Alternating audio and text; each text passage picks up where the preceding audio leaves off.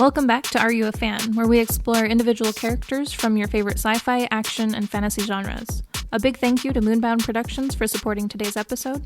If you would like to express your support, please like and share the show. Here's your hosts, d-rael and Joker. Hey, folks! If you like the episode and you like the characters, give us a like, a share, and, heck, maybe give us a follow. So, Joker and folks in the audience, got a question for you. If you could pick one government conspiracy to be real, what would it be? And I don't know if it really counts as a government conspiracy, but I like the conspiracies about DIA. All the tunnels? And all the tunnels and stuff underneath it. All tunnels lead to the Denver airport. Because they have all this ground, all this stuff underground that they supposedly have, but there's no actual paperwork for it. It's and I just love hearing all the conspiracies about it. I think some of my favorite conspiracies have to do with either the aliens or the supernatural stuff. Yeah. Like if I found out that there were really a dark underworld of vampires and stuff trying to take over, I'm joining that team. Or how they tried to throw out last year about the aliens being real. Right. No, you're just trying to throw us off of something by pulling that out. Right, that's a move of desperation. So, folks, that being said, that should bring us into our character of the week. We're going to be covering Hellboy, the Red Demon himself. So, let's get going. Okay, let's start out with the real world, Hellboy. Hellboy is a fictional character created by writer-artist Mike Mignola. The character first appeared in San Diego Comic-Con Comics, issue number 2, August 1993. Holy cow, I'm older than this one? It's rare that we find characters that we're older than. And I have a little note a little bit later on, but we're not really that much older than him, at least by his original idea. Okay. When he actually showed up in comics, yes. Okay, well, still, I was born before him. He obviously has appeared since in various miniseries, one-shots, intercompany crossovers. At this point, most characters in media, in pop culture, they've all shown up in various forms of media. Oh, of course. And crossovers is kind of a rite of passage for most characters. Yeah, you made it at least somewhat big when you make a crossover. Especially when it comes to a Dark Horse or Image comic character like Spawn or Hellboy, for example. So here we go. Before Hellboy was published independently at Dark Horse Comics, the concept was initially pitched to a board of directors for DC Comics. While they loved it, but they weren't fans of the idea of it involving hell, which those of us and any of you who've been following us who know about DC, not very surprising. Yeah, no, not at all. That's a very... Yeah, we expected that from you. Yeah, exactly. Of course you wouldn't want something like that. Yeah, of course you that'd don't have be the guts. Exactly. Of course that'd be wouldn't be palatable enough for you. Right. The early stories were conceived and drawn by Magnolia, while script written by John Byrne, and some later stories have been crafted by creators other than Mignola, including Christopher Golden, Guy Davis, Ryan Sook, and Duncan Ferregdo. I know why you gave me that sentence now. All those names. Yeah, I can't plan that one out. The increasing commitment from the Hellboy franchise meant that 2008 one-shot in the Chapel of Moloch was the first Hellboy comic Magnolia had provided the script and the art for since The Island in 2005. I didn't know that was a comic at one point. I mean, he seems to have a lot of one-shots. He really does. But it's also interesting that it took 3 years to be able to do it again. But it's also weird that he had the opportunity to do both again. Yeah. Because in an industry that you so often have one person does one thing, and then you have a team to do the rest, it's not common to see the writer doing the art again. Yeah, no, that's it's actually kind of nice to see. That really shows his talent and work. Yeah. So kind of what I alluded to earlier, Hellboy actually originated in 1991 with a drawing Mignola did for a Great Salt Lake Comic Con promotional pamphlet of a demon with the name Hellboy written on his belt. Mignola had initially no intention of doing anything serious with the concept, but eventually decided he liked the name. So that's kind of where Hellboy originated. It was just some offshoot comic or pamphlet cover. And he's like, yeah, we're going to stick with this and go with it. That's actually kind of cool to find out. And I mean, come on, Hellboy, it's got a ring to it and it's memorable. Definitely memorable. I mean, you want people to look, kind of throw the word hell in. People are going to look. I feel like that's a big reason why it's stuck around so well. Minus like the books and the comics and having no real other media presence largely. And yet everybody still at least knows the name. Yeah, even people who aren't really comic fans and that. Yeah. Like, we all kind of know who Hellboy is. Yep. Okay, now that's kind of it for Real World. Compared to some of our others, pretty short Real World. And that's let's go into the in-universe. Yeah, so you try to give me weird names, and I just give you the biggest weird name of all. Hellboy, or Anung Un Roma. I don't think doing it in any other accent is going to really work for it. He was conceived on October 5th, 1617. The day his birth mother, Sarah Hughes, a human woman, while she was on her deathbed. In life, Sarah was a consort of the archdemon Archduke of Hell, Azael, and Hellboy's biological father. I mean, that's not very shocking, though, to find out that his father was a demon. Oh, no, definitely not. That was definitely one. It was just kind of interesting that his mother was a consort to him. Yeah. And that he was born so early on. Right. So when we see where he is originally introduced to Earth, there's a very long time gap from birth to then. That's a huge time gap, actually, and we will be getting there, folks. So don't worry, we'll be explaining. But yeah, that's a big time gap. So keep that in mind. Azael would chop off the newborn's right hand and replace it with the right hand of Doom, a relic tied to the Agju Jihad, which I don't even know. There are so many names in this thing that I don't understand. Like they're demons or other villains or whatever. Oh, yeah. Just, I guess, another one of our preemptive. Sorry if we mess it up. Neither one of us speaks Latin. Most of these are going to be biblical Latin style. Nor do I understand who most of these characters' names belong to. I actually do recognize a few of them. Like Zale and that. I recognize the name from...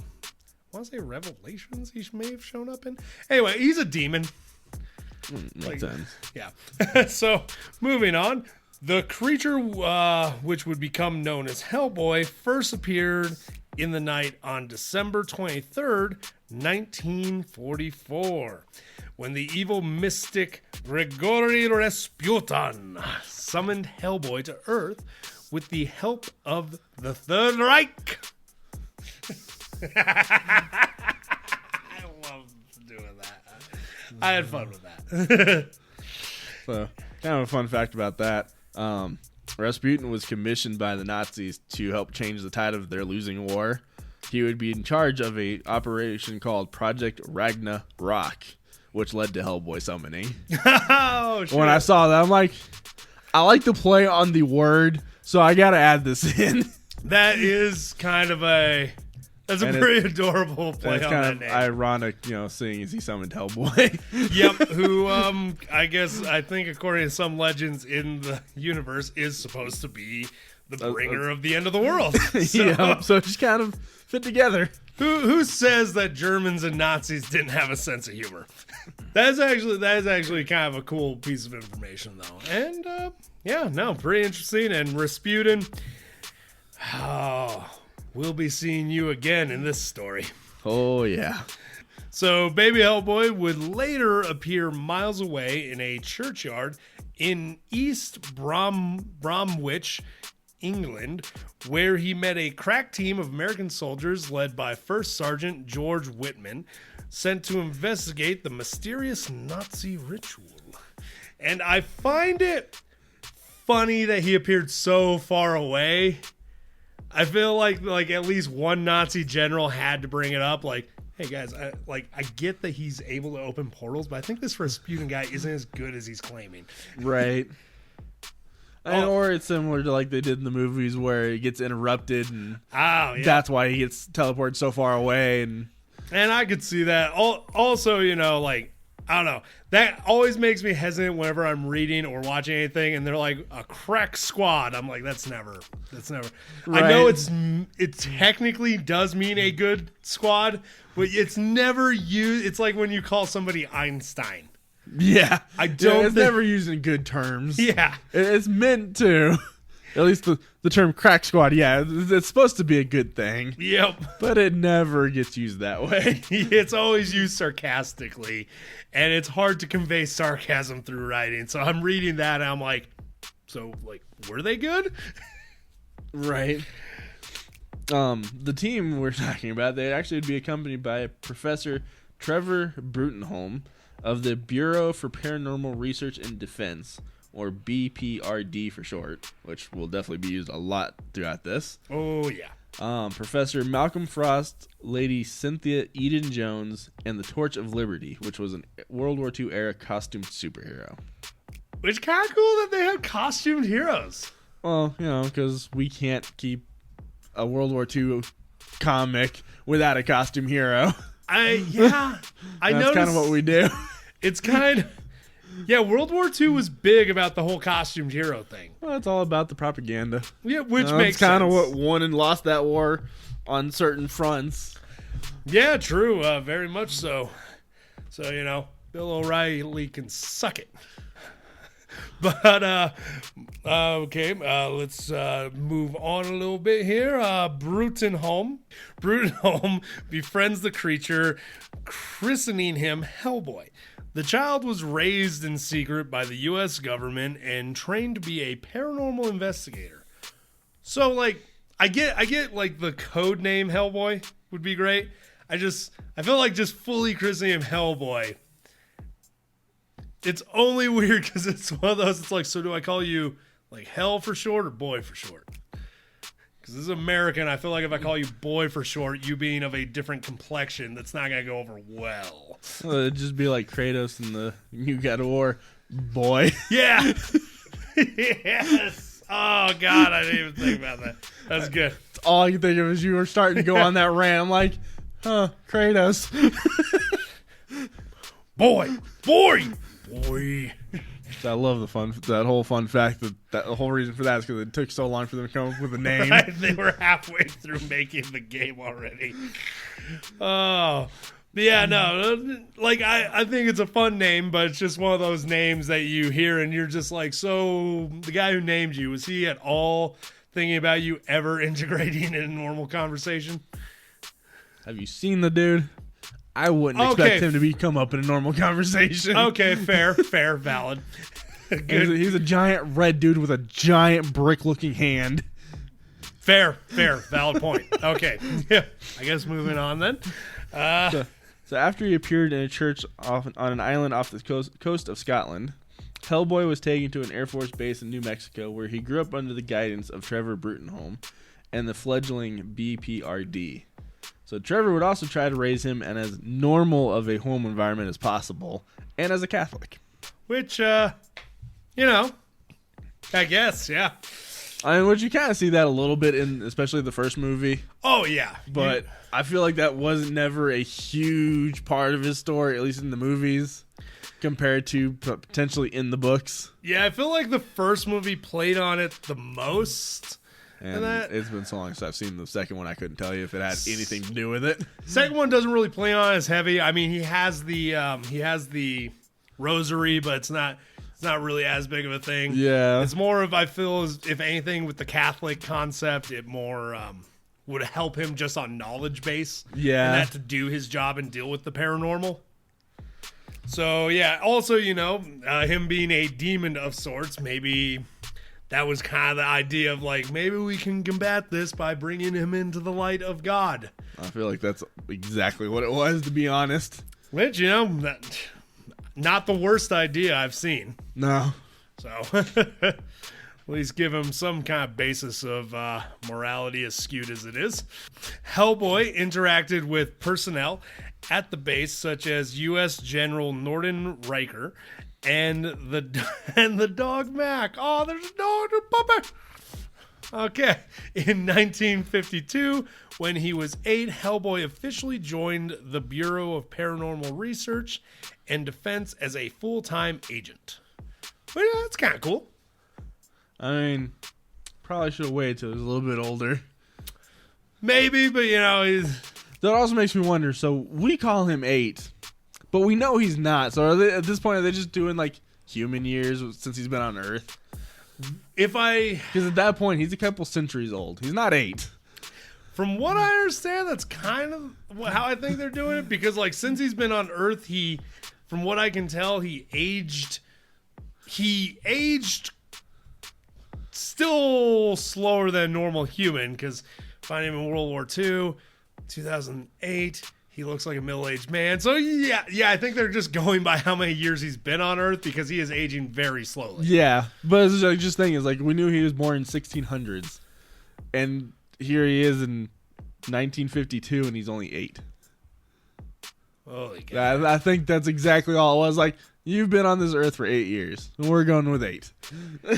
I mean, when you kind of don't know when the thing that's in your world now was born. I mean, Grant, it also looked very young at the time, like in the movie, so I True. get where they go with it.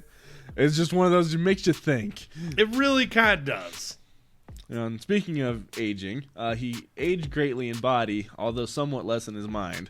While he would appear to be a full-grown middle-aged man, he would still have the mind of a rebellious attitude of an adolescent. In one story, while he was 2, while physically appearing as if he was between 6 and 10 years old. Huh. So he physically looks much older than he mentally is. Which kind of makes sense. They even kind of they play on that a lot in that first movie. Yeah, second movie not much better. They definitely play on the fact that he's kind of a rebellion, which makes sense. He didn't really have any peers, if you would say. Like he didn't. Oh, he definitely didn't. And like they says, like sure they tried to raise him as a normal home environment, but like he's not a human. He doesn't look human. You can't treat him as normal because he's not off the base. And it's also one of those, if you've ever met a homeschooled kid, they're just not normal. No. Hellboy had no chance.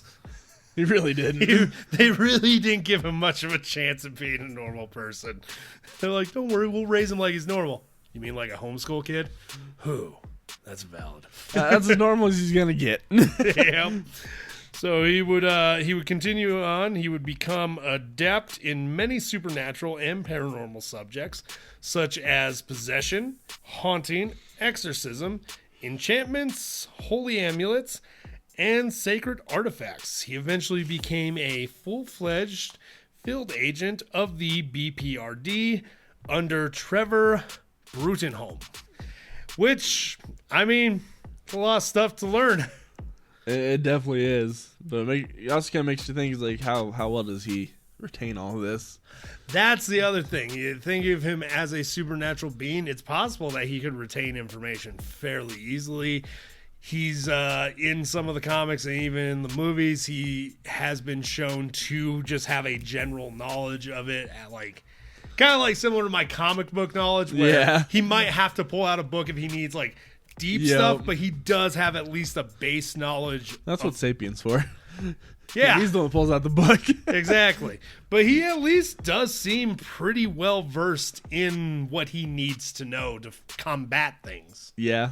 At least enough. Yeah. I mean, it's enough to keep him alive. So. Yeah. Which would come in handy, in the years following World War II and the demise of the Nazi regime. Hellboy would travel the world encountering and defeating numerous supernatural beings and disturbances such as werewolves, vampires, and encounters with the deranged Nazi scientist Hermann von Klimt. Hellboy also encountered minor deities, mythical creatures, and beings of folklore. He would even have a notable encounter with the Baby Yaga. A Baba Yaga. In the year 1952, Hellboy would be granted honorary human status by the United Nations. And that's such a weird sentence. Honorary human status. By the United Nations. Just the fact he's getting honorary human status, though. Like, that is just a weird part of a sentence. It kind of is. I mean, clearly he's not here to hurt us. So we hope. I mean, well, clearly he has no intention of hurting us. The reason he was brought here is another. Well, but again, you gotta think. So this is, he gets this status in 1952, the same time he becomes 8. So I mean, you hope he's not gonna be here to hurt you. Yeah, true. You can't really bet a lot on an 8-year-old. True. I mean, I was supposed to be a priest, so. So 2 years later, Hellboy was approached by the Osiris Club to slay the Saint Leonard Worm. The battle was in fact a test of Hellboy's true virtue, resulting in lilies that grew from his spilled blood, which seemed to confirm his good nature. Quote unquote. Quote unquote. Which, that... It kind of just, I love how that always occurs, but it always does feel like a necessary but a kind of a jerk move. Being like, we need you to help us to slay this thing, and you slay it, you're bleeding, you're like, I defeated it. They're like, that was just a test. We needed to see your intention. Right. I'm bleeding. I was like, and kind of to add to this story, for those who don't know what a worm is, it's a wingless, limbless dragon. It's a dragon that looks like a worm, but it's a dragon that he had to fight. Which I did a little bit looking into because I had to confirm what the St. Leonard Worm was, because the Hellboy wiki or the fan page wiki was like something completely different. It was like an crocodile-looking monster when it wasn't even that. Oh, wow. And I looked into it, and it apparently was a dragon that even got killed in like the 1600s by someone else that got resurrected. Huh. Wow. Yeah, the worm kind of had a story of its own. Wow, yeah, that worm's been through a lot. Seems kind of, that poor worm. Right. We're going to bring you back. Oh, thank you. The last thing that's like, we're going to need you to fight that thing with the, it looks like goggles, but those were horns at one point. Good luck! That's kind of a horrible existence. So a short time later, Professor Brutenholm sent Hellboy to help Professor Edmund Aikman with the King Vold myth. Aikman was obsessed with the possible reward and manipulated Hellboy into begrudgingly completing Vold's tasks that were chosen. And that was definitely a long story that involved, essentially, he kept promising Hellboy that he'd get like half the treasure that was promised, and he just kept slowly cutting it down to where when he completed the stuff and the King's spirit returned, Eckerman tried to say he did it all and that Hellboy was just a servant. Oh. To which very kind of, I meant to put this in here, but kind of for I guess justice in the end, he gave Eggman the treasure, but the coins burned through his hands and turned to stone when they hit the ground. Oh, dang. Okay. Yeah, so like, it just completely messed with him. Dang. Honestly, not where I saw that going. I was just more thinking, I'm like, Hellboy's not a person to mess with in that regard. He has a bit of a temper sometimes. Yeah, from what I remember, though, from reading that section, is by the time this was all done and all that happened to Eggman, he was passed out from all the fighting and everything that was going on. Oh, dang. So he didn't even see all of that actually transpire. Oh, wow. Just wake up and the guy you've been working with is, he's got the stigmata going on. Pretty much. Dang. Damn. It's pretty harsh, but, you get what you deserve. Okay. In 1959, Hellboy was in Ireland and embarked on a mission to rescue a baby, Alice Monaghan. In order to do so, he had to bear a corpse to its final resting place. Overseeing the assignment was the king of the Deon Side. Let's go with that. Who would harbor interest in Hellboy in the near future. So, just another task. Also, I kind of almost feel like in the first movie that might have been when he had to carry that one corpse around. That might have been a callback to that. Most likely, yeah. Which I kind of find cute. It was messed up that I find that cute. Yeah, I would say that's not the word I would use to describe that. Really shows you where I'm at as a person. In 1979, Hellboy would be sent to aid a once famous physical medium, Mr. Todd. Todd, using drugs to enter a trance, accidentally released a cosmic monster which created a body for itself with Todd's ectoplasm. Ugh.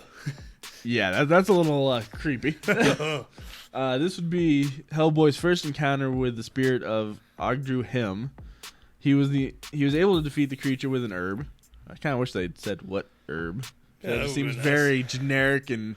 No, we're just going to pass this over. We're not going to talk about what he used. Right. Then in 1982, he tracked down the infamous Countess Ilana Koski? Kikosi? Kikosi? Let's go with Kikosi. Yeah, I'm going with that. Who was a vampire. Hellboy would slay her after she tried to distract him with a disturbing vision. And I feel like they keep putting these notes like that, where it's like, what was the vision? Yeah, right? It makes me wish we had the comic for that so we can figure out what that vision was. When we have money, we're just going to buy all the comics to each character. Right. We're going to have a menagerie of comics. This mysterious herb, this mysterious vision. What the hell is going on? Also, maybe I'm the only one here, but I kind of really wish Mr. Todd was Mr. Toad. I don't know why I want his name to be Toad. Because we all know the reference you're thinking of. Yeah. I'm like... Because I thought that exact thing when I first saw his name. Like, yeah, I get it. Right? That's not right. You suck. When I first was doing the research and reading that, I'm like, Mr. So close. Right? I almost feel like that was a play on that, to be honest. Probably. Which would have been great. Okay. Let me move this down. It wasn't until the groundbreaking Cavendish Hall mission that Hellboy truly met a challenge, which posed an extreme threat to him or his fellow agents. Abe Sapien and Elizabeth Sherman, a woman with uncontrollable pyrokinetic abilities. It began when Hellboy met his mentor, Trevor Brutenholm, who was trying to tell Hellboy a crucial memory, disturbing the professor. Suddenly, Brutenholm was mysteriously killed when a spawning of frogs entered the room, and an angry Hellboy would face off with a humanoid frog monster. Yes, because he's got some of the weirdest stories out there. He really does. I feel like they just took advantage of him being this weird paranormal thing to begin with. They're like, we're just going to run with random fights and ideas and monsters for him. Like a frog monster? Really? Yeah. I mean, it's hard to get more random than that. Well, to kind of go with that, there was one of the paragraphs that we erased. It mentioned I don't remember who it was. Somebody had taken his demonic blood and corrupted a chimpanzee, making a demonic chimp that he had to fight. So, demonic chimp, frog monster. He's got some weird things. And see, this is why I'm disappointed that his movies, I don't think, can be accepted by just the mainstream public. Because the movies already have been kind of weird in some regard. They really have. If they fully went like full blown this status, I don't know if the audience would accept it. Especially not nowadays. Yeah, no. It would have been one of those cult classics from the early 90s. Yeah. That would have been it. Oh, dude, Hellboy would have done so good in the early 90s. Why? Okay. Take it away, Joker. So during the Cavendish Hall mission, Hellboy and his partners would elect to stay the night at Cavendish Hall to further explore any possible clues. Unbeknownst to the agents, the revived Rasputin had been manipulating events in order to draw Hellboy closer to him, intent on forcing Hellboy to fulfill his purpose as the harbinger of Armageddon. Rasputin was the one who had summoned Hellboy to this world back in 1944 and had been patiently waiting for his chance to return and retake control of his quote-unquote son. I mean, like, no, dude. Like, you weren't even... Not only were you not there, but you're not even biologically his father. Like, right, it's like, no, all you did was bring him to Earth, which honestly was probably not a good thing to do to begin with. yeah, if anything, you're the closest thing we could put you in is maybe the doctor. This is the stepdad. Not even that. Stepdads are at least there and around. I'd say he was the doctor who delivered Hellboy into this world. Yeah. That's as big of a role as he played in Hellboy's life. That's true. I'm glad we got there. I like that. Okay. Wow. Okay. Moving on there. Because, Rasputin, always up to his old tricks. Upon discovering the presence of Rasputin, who had willingly revealed himself, already not great move on his part, that evening in a vain attempt to coerce Hellboy's loyalty, Hellboy refused this destiny, having been raised by his mentor in the way of good. He then tried to slay the now furious Rasputin. Yeah, dude, like, what did you had literally no bearing on his existence. You come in and you're like, I am your true father. Who's this guy? I mean, that, and not to mention, it's like, you're trying to get him to turn against basically what he's already grown up and learned from an early age. Yeah. Quote unquote. It would kind of, like, I don't really have any great examples here, but it'd be like if a person tried to turn me into a vegetarian right now after so much of my life eating animals. I just think of all that bacon that you'd miss out on. Exactly, and I'm not giving up bacon. I will murder for bacon. Exactly. Yeah. But is it really murder? It's just called farming. Exactly.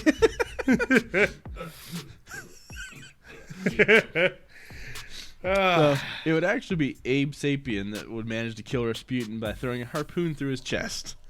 However, he was actually being possessed by the spirit of Elihu? How the hell do you pronounce that name? So it would be a ghost of another Cavendish. Desired vengeance against Rasputin for the murder of his family. Liz Sherman awoke from her trance and summoned a firestorm that killed Sadhu Him. Hellboy would succeed in rejecting his purpose and delayed the end of days. Rasputin's body was destroyed and his spirit was forced to flee, vowing that Hellboy would fulfill his purpose in the end whether he wanted to or not. Because, that's the way all villains always disappear. Right. Just to return later on. Because I'm pretty sure this was not the end of it. This is just, his early career. I'm sure he showed up again. Yeah, I mean, I get it's comics. I get it's stories. We got to have them possibly reoccur later for, more conflict. But can we just, have a final end for a villain? Well, these days, there's, a good villain. I don't mean these one-off. Come on, we can even have a good ending for a hero. Come on, they brought Superman back. Yeah, true. Okay, yeah, you're right. So, apparently we have a fun fact now. Yeah, a couple of them about kind of more of Hellboy's exploits. No, more of his bloodline. Oh, okay.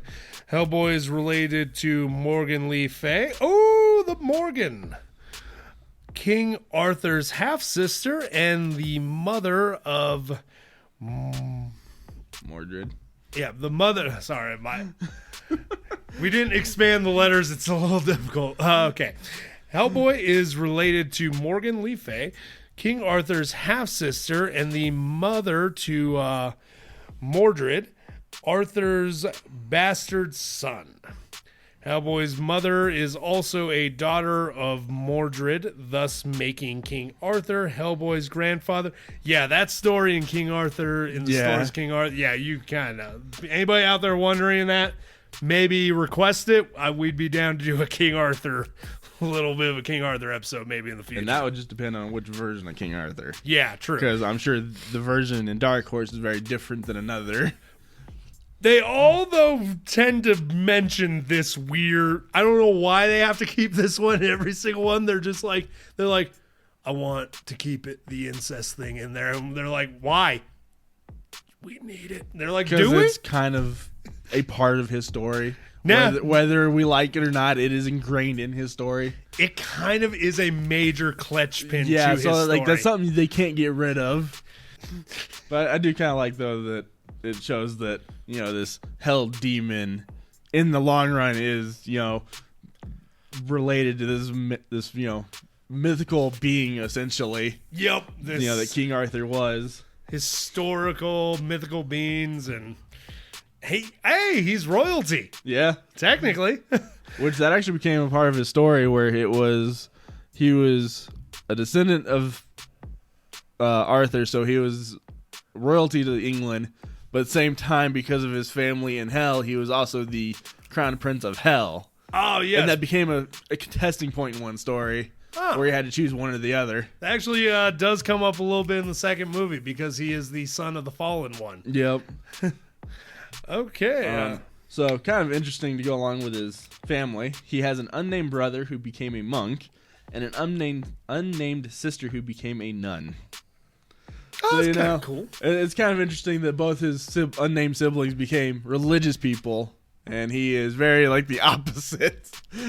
I mean, they all kind of have religious jobs. He just tends to use it to actively hunt down things. The other two are like, we are going to worship and be servants. He's like, I'll shoot this thing in the face. With holy water bullets. Did you say holy water bullets? Yeah. So, you know, they all had a religious calling of some sorts. Different paths, none more righteous than the other. Okay, so, ladies and gentlemen and folks, there's your Hellboy. Powers and abilities of the Hellboy. Superhuman strength. Although the true extent of his strength isn't very well known, and we don't really know his possible limits, we do know he can at least lift 1 ton as a base limit, which that's not a bad base limit to have. No, it really isn't. That is very impressive. So, okay, he also has superhuman speed. He's faster than your average human. He's able to keep up with stuff like werewolves and vampires. And so, pretty impressive. He has superhuman reflexes. You know, way beyond that of a normal human. The ability to catch a demon, which, you know, I assume demons would be fast. I mean, you could definitely assume that. Okay, he also has superhuman agility, superhuman durability, which that one they really play heavy on in the movies. Oh, yeah. But kind of going on the agility one, though, it is quick enough that he can dodge lightning, bullets, and lasers. Oh, wow. So, yeah, no, he's got one heck of a good agility. As far as durability, he's been shown to be capable of withstanding wounds that would be fatal to ordinary humans without being incapacitated, as well as recovering from injuries at an incredible rate. So he has superhuman endurance. Hellboy has consistently displayed enormous amounts of endurance. He can fall thousands of feet and walk it off like it's nothing and shake off injuries after being crushed and beaten by giants. That's pretty impressive. Yeah, he's got some crazy endurance, durability. He also has enhanced sight. The extent of his sight ability seems to be limited to distance, but he's shown not to have much trouble seeing in the dark or minimum light situations. Or as D&D would call it, he's got dark vision. Oh, shit, yeah. Heck, yeah. He's a tiefling. Oh, my God, he completely is a tiefling. He also has accelerated healing. Much, just basically they do compare it slower and that, but in comparatively to Wolverine. As in all honesty, it kind of feels like it's got the little bit of the Wolverine healing, but the rest of them seems very similar to like Captain America. Yeah. Where it's just like enhanced stuff. Yeah, nothing too insane, but like definitely no humans. Yeah, taking it's this definitely guy out. yeah, it's not as crazy as like some of the gods or other beings that we've talked about, but compared to a human, is definitely much higher than us. Yeah, but going with the healing, he also has decelerated aging. So kind of like what they said in the movies. Think reverse dog. Reverse what? Think reverse dog years. Okay, no, I heard think reverse doggy. That's what I was like. What? This might be a good time, parents, for you to take your kids out of the room. Oh, we've already passed that. Okay, so he is also it does also describe him as possibly or effectively immortal. Despite being taken out many a times and eventually stopped at one point, Hellboy has survived blows that would kill any ordinary human, possibly because he could fulfill his duty as the bringer of the apocalypse. Hellboy seems to have escaped death at nearly every turn, as he's described to be as deathless as Koshi. Hellboy can't die unless he believes he should. Oh, holy cow, Hey, he's like that one Star Wars Sith Lord. Yeah, pretty much. Who had to kind of literally be convinced to die. He's also thermal resistant, which, other things burn. He doesn't. Yeah. Okay. He also has demonic transformation. Hellboy assumes an even more demonic form under special circumstances, either artificially or when under emotional duress. In this form, Hellboy's stumps become full-grown horns. After coming to terms with his heritage, Hellboy seems to be able to transform at will while also sprouting wings. Oh, wow, the wings are a little bit of a new one that I didn't know about. Hellboy becomes much stronger and gains access to his latent magic, which could probably be useful in a lot of situations he's already been in.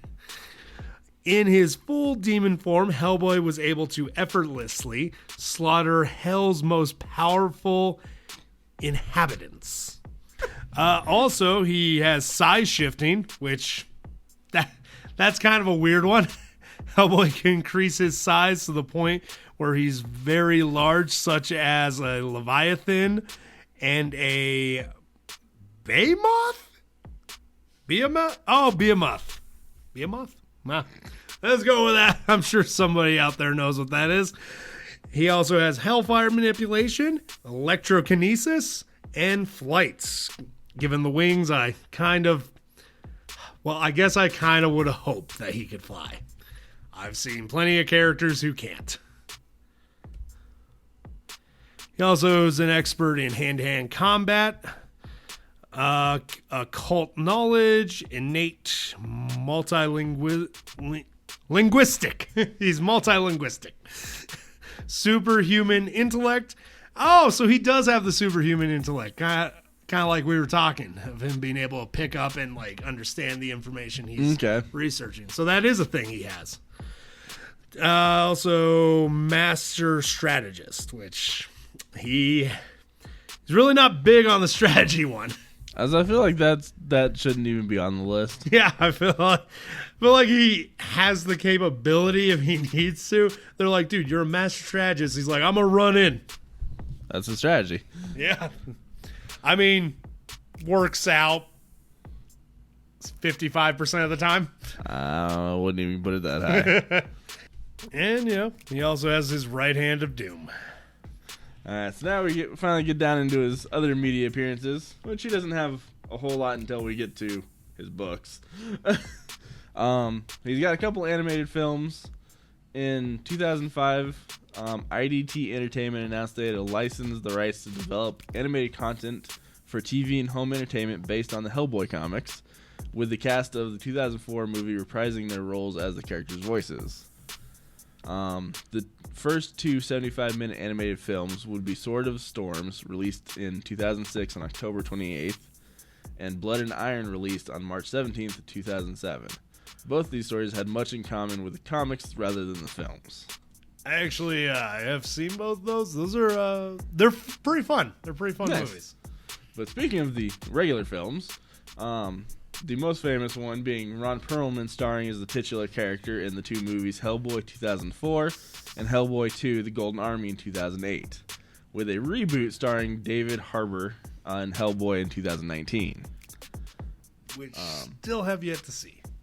And kind of, I guess, at this point, more of a fun fact, in 2009 there was a third movie in development with much of the main cast of the original two returning, where Hellboy would live his normal-ish life as a father of two newborn twins.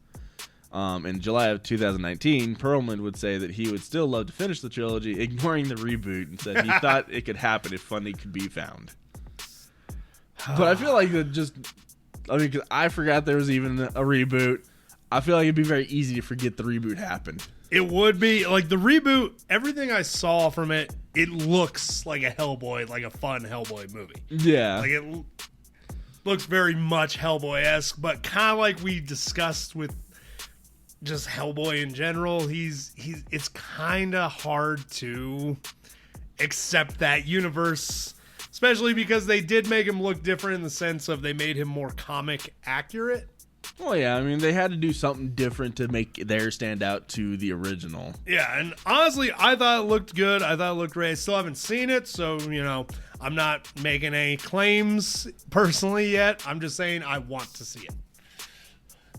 I think their biggest downfall is the fact that it doesn't have Perlman and, him being pretty much the most famous Hellboy. It's kind of like I feel bad for anybody who's going to take over the Wolverine role. I think at this point I feel bad for anybody taking over an MCU position.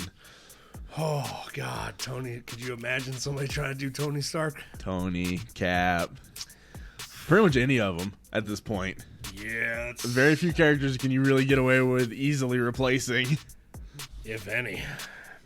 So he also has a handful of novels, which several of them were written by Christopher Golden, and two of those, being titled The Lost Army and The Bone of Giants, are actually part of official Hellboy canon.